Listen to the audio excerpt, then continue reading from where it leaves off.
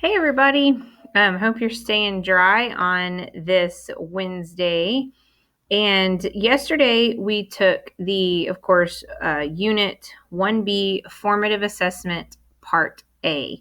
We're going to take the Part B portion of that on Friday. So, of course, as you know, the Part A was over ancient India, Hinduism, and Buddhism. Well, of course, the Part B is going to be over what you learn this week about China. Um, they will, they both are worth 50 points to, of course, equal the total 100 for your grade. So, just bear in mind, I tell students all the time, remember, this is completely open. You have access to the slideshow, you have access to the internet. Be careful with the internet, though, because again, a lot of the things that it can tell you can be skewed or off or different from what I'm telling you in class, just because, again, history can be subjective. So you have to make sure that you are, answering the questions based on the narrative that I am providing to you. But speaking of narratives, today we're starting ancient China. And the bell ringer for today was, of course, name one geographic feature that created isolation for China. And it's what the first slide is over, is actually China's geography. If you pull up a map of China, of course, the geography of it hasn't really changed. And, to the north there, you have the Gobi Desert, which, if I remember correctly, is like the second largest desert in the world. And then if you just move a little further west, you have more desert in the Taklamakan Desert. Then to the south and southwest, you have, of course, the tallest mountain range in the entire world, the Himalayan mountains, with, of course, the very famous Mount Everest being a part of that. Then off to the southeast and east, yes, to the southeast, you have a river valley, which is where most people then kind of came in to China once people started, wandering into that region that weren't, native and indigenous to it. But then completely to the east is the ocean. So, ancient Chinese history is actually very isolated. There isn't a lot of interaction with the Chinese, but with other people until much later in history, and they just dealt with one another and fought with one another and things like that because of their geography. But China has an incredibly rich history. It's one of the world's oldest cultures. It has the largest population. And there's a lot of things just even in the world that China, of course, has provided for us. Everything from the Golden Rule to firecrackers. So, like I said, they have a pretty incredible and rich history that I'm literally skipping a rock over. I liked the Hip Hughes Histories guy, his analogy when we watched the Hinduism video last week. He said, I feel like I'm skipping a rock, over Hinduism, because there's just so much more depth of knowledge there for you to discover. And I feel like that's kind of my entire class. I'm like skipping a rock across history, and the rock's just hitting the high points, and I'm going to tell you what I can in the time that I've got you. Just know that there's so much more out there. So we're going to start actually in 1750 BC with the Shang dynasty, and it's going to last, as you see, until 1045. Now remember, why is that number getting smaller? Well, we're in the BC, okay, before Christ, or BCE, before Common Era. And when you're working, in the BC or BCE, you're working towards the zero on the timeline. Remember that. So your numbers are going to get smaller. Once you get to the zero and you get into the AD, or Anno Domini, or the CE, Common Era, then you go forward from the zero. Okay. So obviously we are 2020 years past the zero. And of course, the zero is considered the birth of Jesus Christ. So, just kind of just a little reiterization on periodization. Ooh, look at me. Look at me in that rhyming. So here we go. Shang Dynasty, 1750 to 1045 BC. Okay, aristocracy. In class today, I'm starting out and I'm asking the students, like, what do you think of when you think of the term aristocracy and don't just read me the definition. And we always kind of end up around, well, they're the rich people. And yeah, that's the truth. It was the people with land. And from the very get-go in this class, I said land equals what? It was even a question on your formative and summative from Unit 1A. And land equals power. Okay. And, power, wealth, all of that. And so the aristocracy are going to be those with land and power and money. And, that's very much a generational thing. If your parents own all of this land and you have a society based on agriculture, you're not going to get rid of that land. And so, of course, if you're born into that family, lucky you. You're born into an aristocratic family with lots of land and therefore lots of power and wealth. And most of the time when students hear, kings and queens and aristocracy, oftentimes aristocracy are also known as nobles, like lords and ladies. And you also hear about warlords and knights and, peasants and things like that. Automatically, our brain doesn't necessarily go into China or anywhere on the continent of Asia. Our brain tends to think Europe, Britain, France, places like that.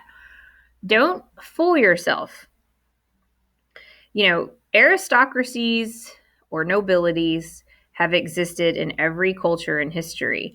And, it's not just like a European thing to have that and to have like your warrior class and your knights and peasants and things. That was going on in ancient Egypt. That was going on in Persia. That was going on in China. It's going on everywhere, guys. So the Shang Dynasty. Okay, what does all this have to do with the Shang Dynasty? Well, the Shang Dynasty was a kingdom. It was ran by a king, okay? And they were very warlike people.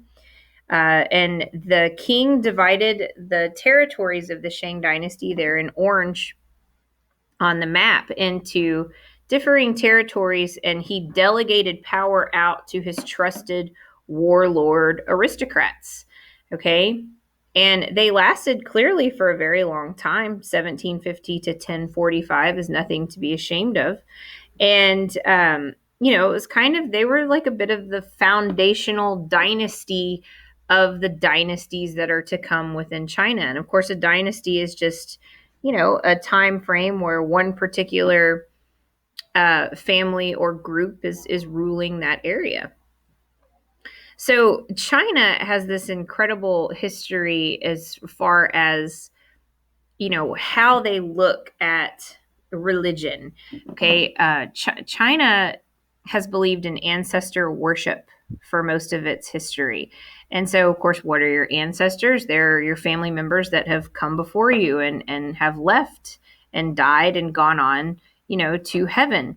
And they would, and many of them actually still do, pray to their ancestors because they believed that they had a direct role in how the family was doing. That, they could pray to them and talk to them up in heaven, and that their ancestors could also send down supernatural forces to either help or harm the family. And they also believed in like sages. We talked about this too last week in India, like wise men.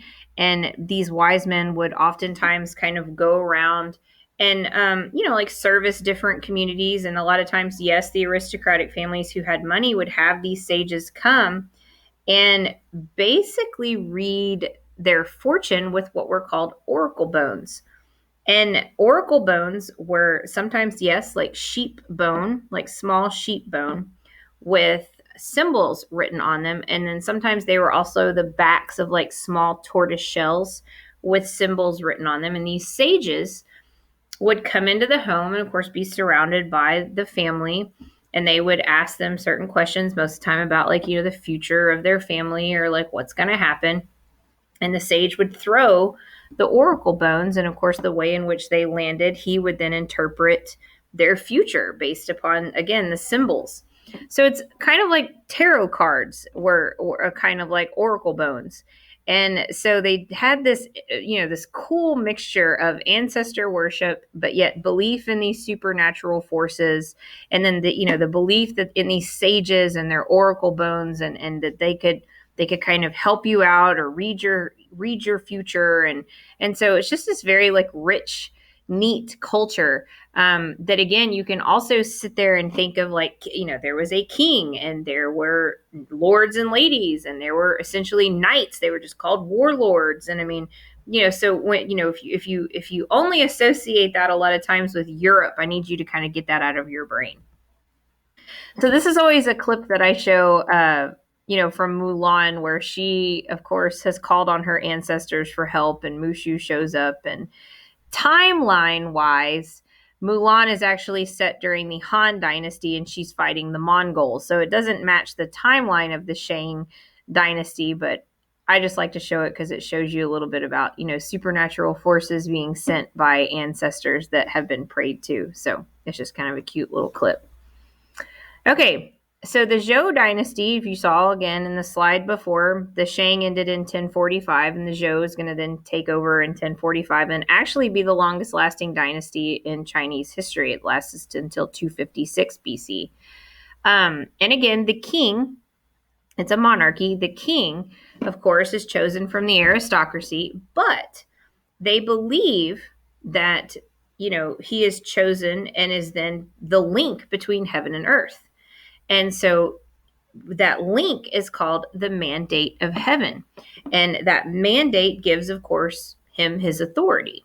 However, a king can lose the mandate of heaven. So this is something that actually makes the the monarchy within ancient China very different from what will end up becoming the monarchies of Europe. So in China, if your reign, which is when the king has his crown on and he's in charge, that's called a reign, REIGN. If during his reign all of this bad stuff starts to happen, let's say he loses a battle and so therefore loses some territory, or a plague hits, or there's a famine, or a really bad flood that's uncharacteristic comes and like wipes out some villages and stuff like that, that can all be seen as, ooh, this king has lost the mandate of heaven. And so under that belief system, he can be replaced. He can be kicked out. The aristocracy and the people can come up and be like, you've lost the mandate. It's time to like replace you. Now, of course, he's always replaced with another aristocratic man.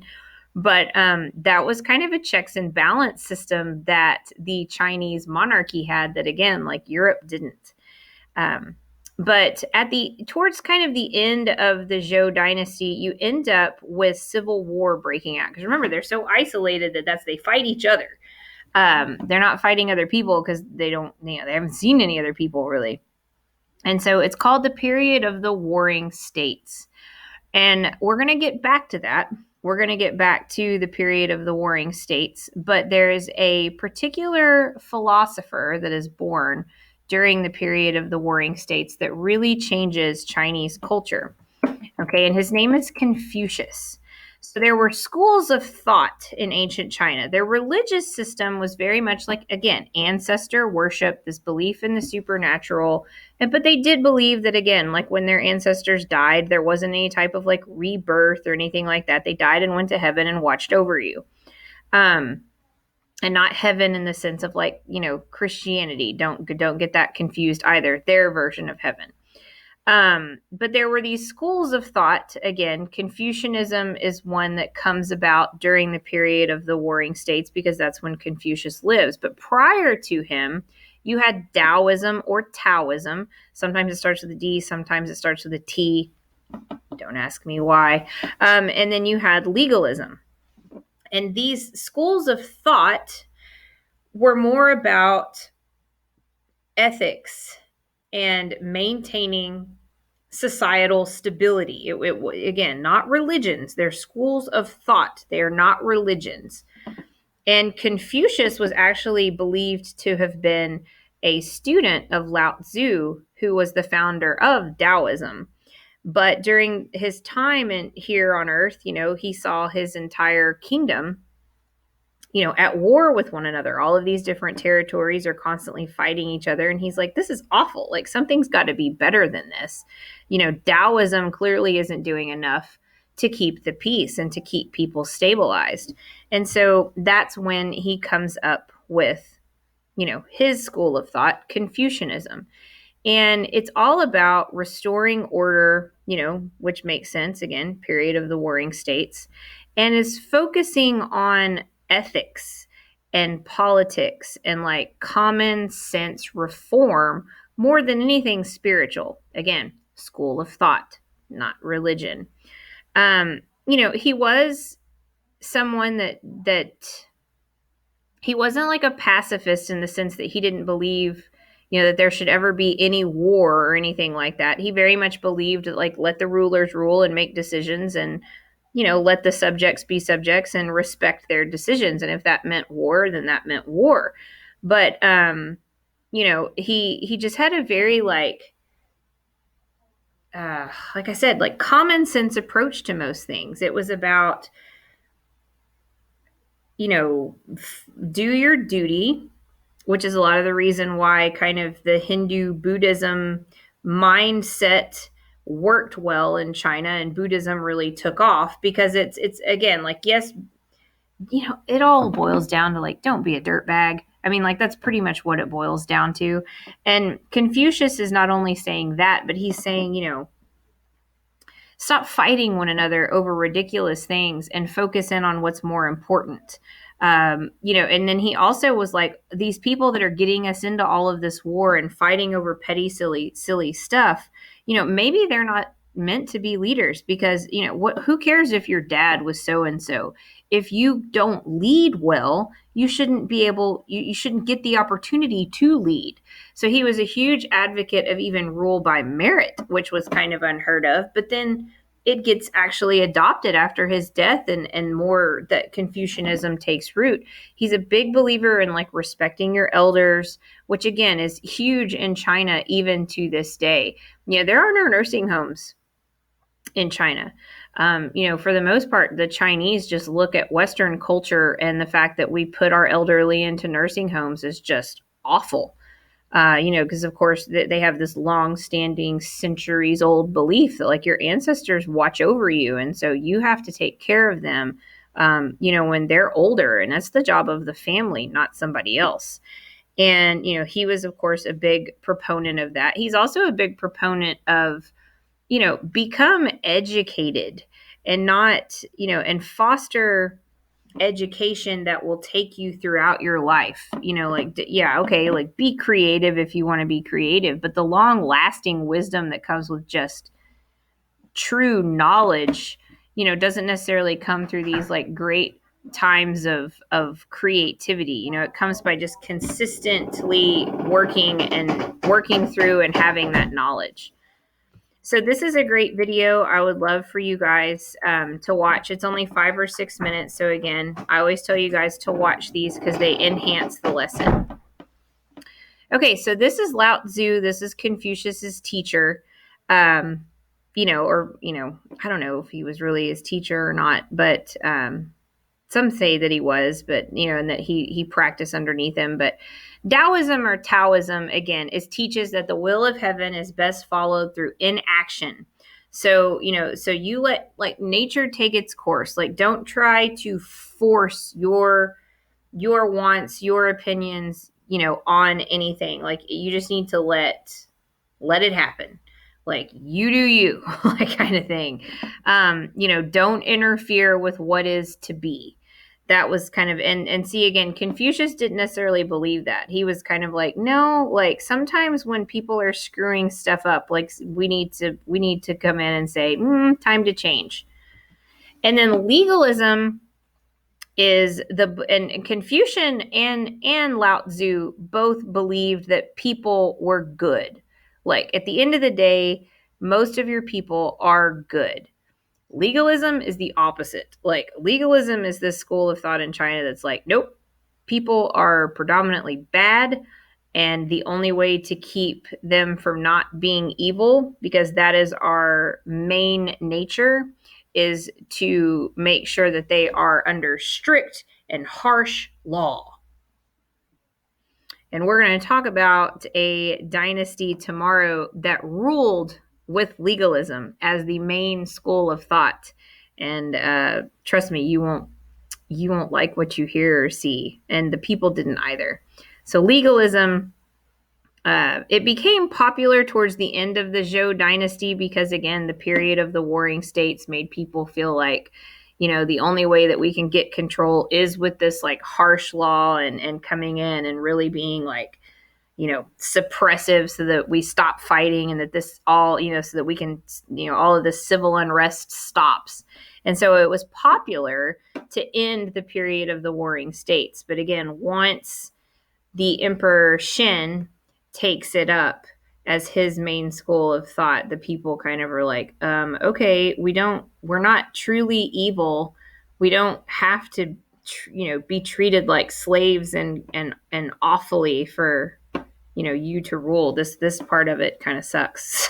But we'll talk about that tomorrow. Again, please watch the videos. As always, they're important to the lessons and tell you some things that I don't. So until tomorrow, bye.